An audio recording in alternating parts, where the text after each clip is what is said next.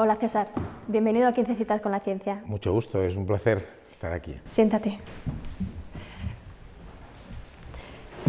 Bueno, quiero comenzar un poco con tu formación. Eres catedrático de microbiología, un campo que está en plena ebullición y que no ha parado de desarrollarse desde que empezaste a ejercer. Por enmarcarlo en estos 15 años de la Fundación Lilly, ¿cómo ha avanzado la disciplina en estos 3 lustros? La verdad es que ya hace 15 años la microbiología estaba colocada en el centro de los estudios de ciencias de la vida, porque los estudios microbianos ofrecen los mejores modelos para profundizar en fenómenos biológicos y llegar a conclusiones de valor general. ¿Qué ha pasado en estos 15 años? Pues el hecho más destacable es que se han introducido en todas las ciencias de la vida, y los estudios microbianos han sido pioneros, lo que llamamos las técnicas de escala. El poder conocer los genomas globalmente, el poder conocer la totalidad de las propiedades de los organismos a través de la descripción de sus genes. Esa es la nota fundamental. Entonces, si hace aproximadamente 15 años se desvelaba que teníamos ya el primer borrador del genoma humano, había ya cientos de genomas microbianos secuenciados que sirvieron de mucho para llegar a ese punto. Ahora mismo son literalmente miles y miles de genomas microbianos conocidos. Y ya no solamente entendemos cada especie individualmente, sino que las comprendemos globalmente como conjuntos de especies en lo que se llama microbiomas. Esta es la gran revolución. Pero además, en todo este tiempo se ha acercado conceptos a la sociedad como el que decías, microbioma, y es normal que en los medios de comunicación aparezcan normalmente noticias relacionadas con el microbioma y otras enfermedades, como puede ser la obesidad. Si estamos llenos de bacterias, ¿en la actualidad somos capaces de modificarlas para mejorar nuestra salud?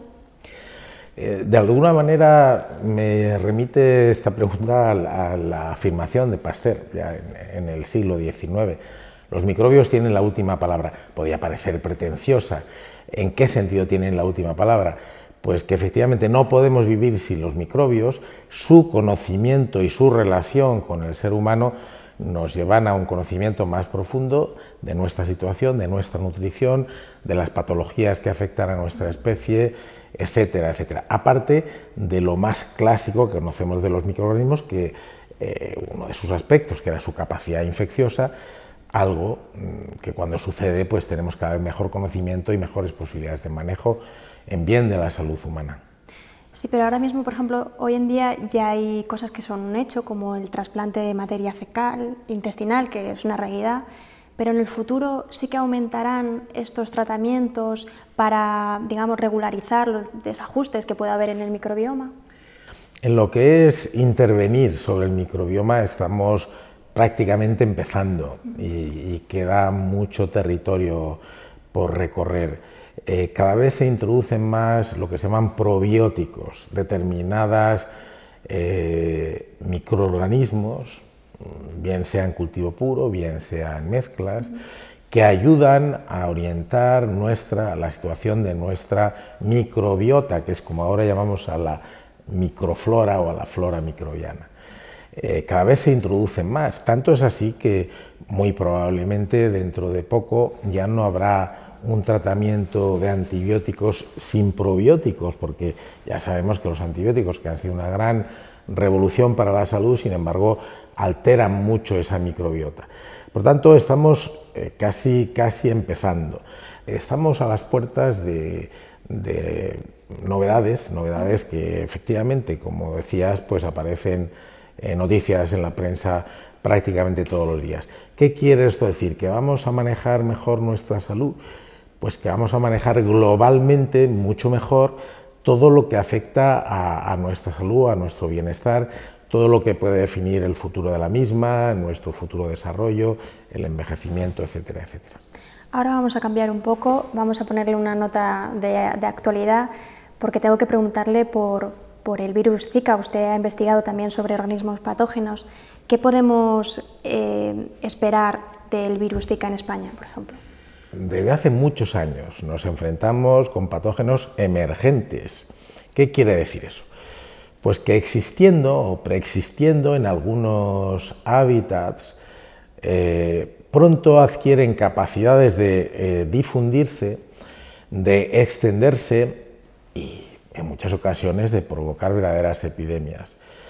El virus Zika es una de la última novedad, si se quiere, y habrá otras, porque ahí estamos. Resulta que este virus, que recibe este nombre porque es el nombre de un bosque de Uganda, de donde surgió, estaba presente y podía afectar a algunos humanos en zonas tropicales de Asia y África. Se conoce desde el año 1947 y, sin embargo, hasta el año 2007 no se le detectó en otros lugares, en concreto en la Micronesia, un recorrido hacia Oceanía. Allí pudo impactar en poblaciones humanas que no habían tenido contacto con este virus. ¿Qué es lo que significa? Pues que se produce una inmunidad, se produce una reacción, etc. Y llegó a coexistir.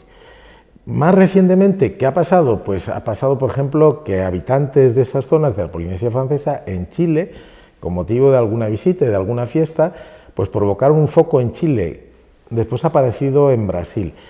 Y de repente tenemos que el 60% de la población norteamericana, de Estados Unidos, que son casi 200 millones de personas, como este virus se transmite por el mosquito Aedes, resulta que pueden estar expuestos.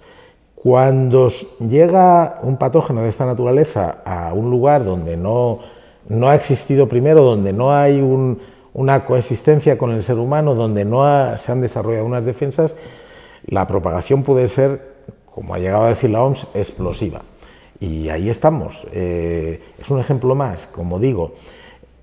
Y no debería preocuparnos si no fuera porque aquí hay una correlación con ciertos procesos del desarrollo fetal. Y normalmente este virus produce unos síntomas gripales leves, febrícula, conjuntivitis, alguna molestia en las articulaciones y poco más. Y sin embargo, en Brasil se han producido recientemente, después de muchos casos de Zika también, en mujeres embarazadas que han dado a luz a fetos con un desarrollo fetal, con un desarrollo cerebral alterado, con microcefalia. Este es un factor de preocupación en estos momentos. Sí.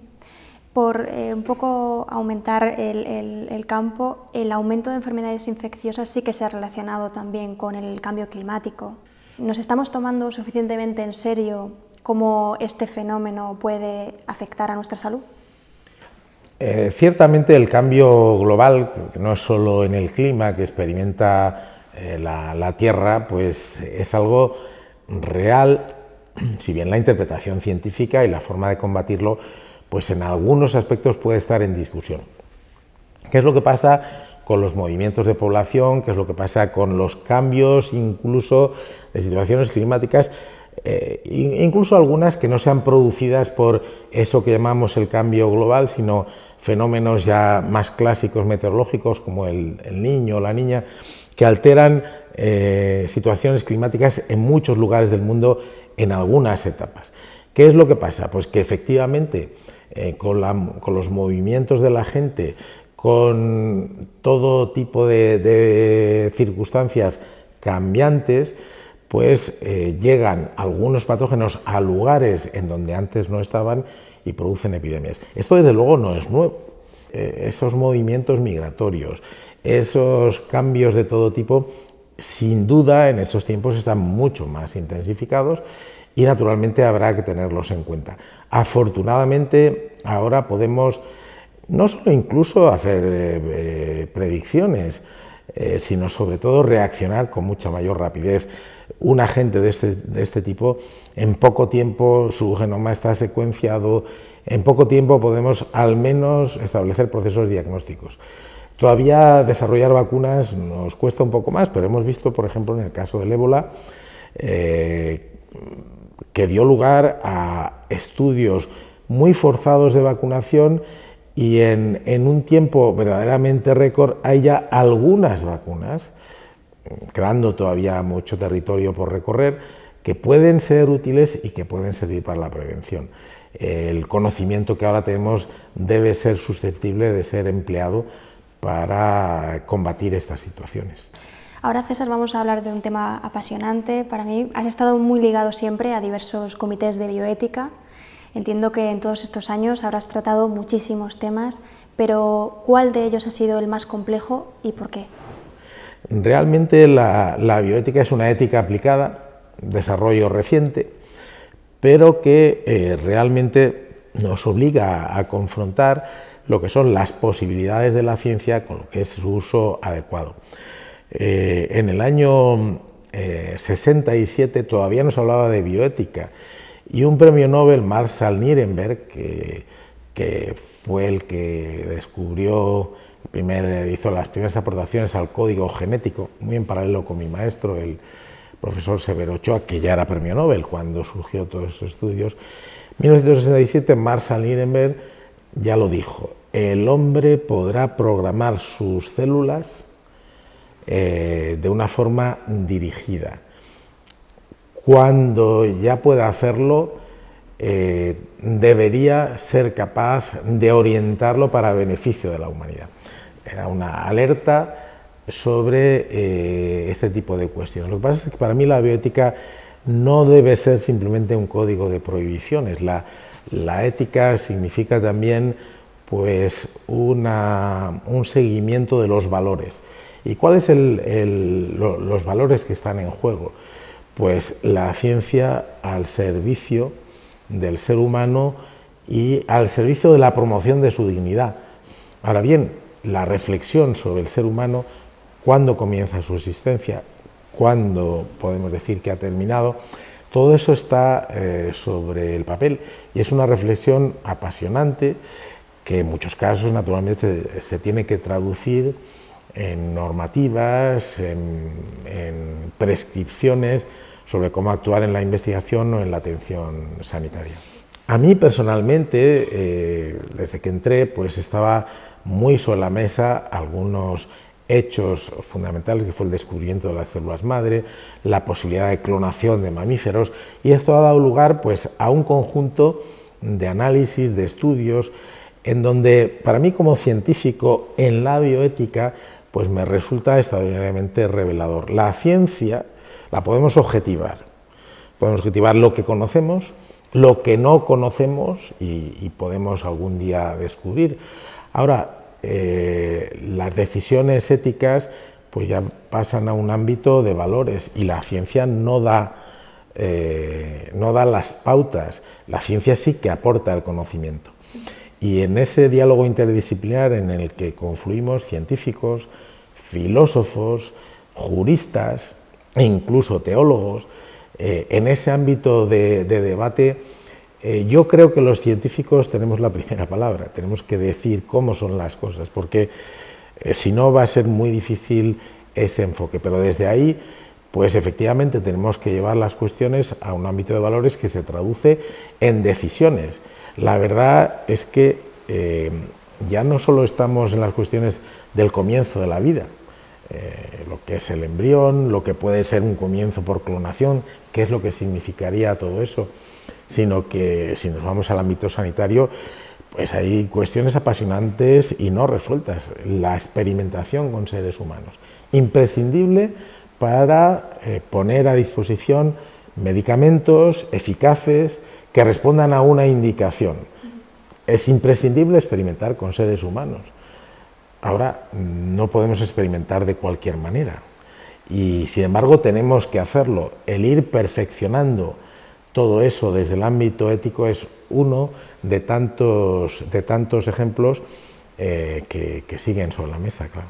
César, y has compaginado la labor académica, tu papel como científico y la de gestor, ¿no? en centros como el CSIC o la Universidad Menéndez Pelayo. ¿Qué frente te ha dado más satisfacciones? Yo soy un científico y como científico lo que quise ser siempre, y gracias a Dios lo conseguí en una etapa temprana de mi vida profesional, fue ser profesor de la universidad. Desde los 35 años soy catedrático de la Universidad de Madrid y he podido transmitir lo que he aprendido desde la ciencia y desde su estudio a generaciones de estudiantes y profesionales.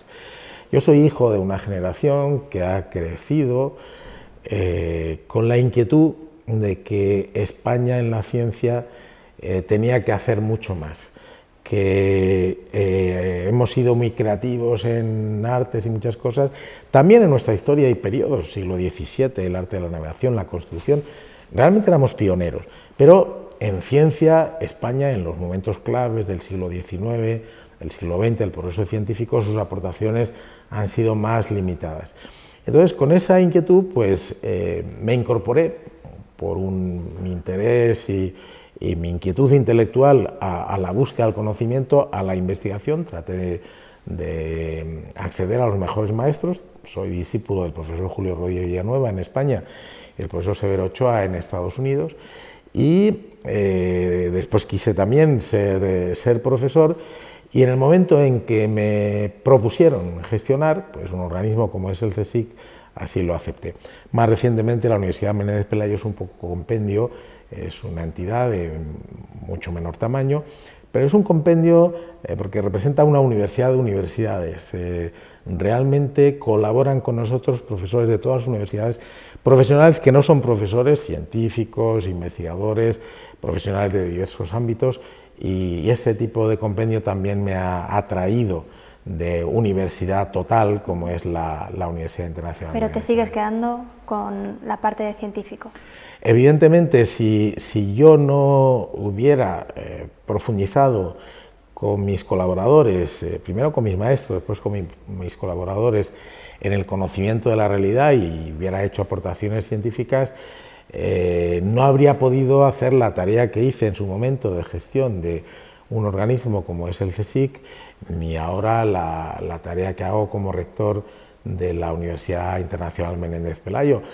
En muchos momentos también he estado implicado, por ejemplo, en la cooperación científica. He sido presidente de la Sociedad Española de Microbiología y presidente de la Federación Europea de Sociedades de Microbiología. He podido implicarme también en la gestión de la formación de especialistas, en concreto los farmacéuticos se forman en los hospitales, sea farmacia hospitalaria, sea laboratorio como el de microbiología, el de análisis clínicos, etcétera. Todo eso se lo debo a ¿qué? Al esfuerzo que he podido dedicar a profundizar en una parcela de la ciencia como es la microbiología, que en el conjunto de la biomedicina y las ciencias de la vida ocupa ese papel central como sistema para aprender más sobre los seres vivos y también para llevar a cabo aplicaciones. Y con toda esa experiencia, una pregunta difícil: ¿cómo valoras la política científica que se hace ahora mismo en España? La política científica en España ha tenido, si nos fijamos, desde el año 80, por ejemplo, yo la he definido como 80 hasta el año 2007, 2006, 2007, el primer gran despegue. O sea, insatisfechos estamos todos, hubiéramos querido mucho más, pero España produjo mucha más ciencia, multiplicó por 3 su aportación a la ciencia mundial y tuvo mucho más impacto e incrementó su tarea. Desde el año 2007, pues estamos necesitados de ese segundo despegue que no acaba de llegar. Ese segundo despegue requiere ya más calidad, más impacto y más aplicación, más contribución a que el sistema, nuestro sistema productivo, que también hasta ahora se ha beneficiado desde luego de la tarea investigadora, pero que está mucho más necesitado de todo ello. Esa es mi valoración, a la espera del segundo despegue y yo creo que no podemos permitirnos mucho más tiempo sin acometerlo. Gobierne quien gobierne, porque esto es una cuestión de interés general para el país y de competitividad de España en el conjunto mundial. Y ya por último nos vamos a poner un poco poéticos. Si le doy lápiz y papel, ¿cómo sería el retrato que me haría de la ciencia en los próximos 15 años? Un territorio para seguir profundizando en el conocimiento de la realidad, y para que el hombre siga ampliando sus preguntas, que van mucho más allá que ese conocimiento científico y que está en su propia entraña, reflexionar sobre el sentido de su vida, reflexionar sobre lo que de verdad es trascendente para la vida humana. La ciencia seguirá siendo ese gran instrumento producto del quehacer humano y nos seguirá abriendo caminos, pero nos seguirá también planteando nuevas preguntas. Un dibujo bonito, entonces. Para mí sí, realmente el vivir como un ser humano es una gran aventura, pero sobre todo porque podemos conocer y podemos reflexionar y podemos profundizar y podemos seguir preguntándonos y abarcar con lo que es nuestra pregunta y nuestra imaginación, pues mucho más allá de lo que es la propia realidad material que manejamos. Pues muchas gracias, César. Muchas gracias a ti, ha sido un verdadero placer el poder reflexionar un poco sobre tantas cosas que uno ha podido vivir a través de la práctica científica.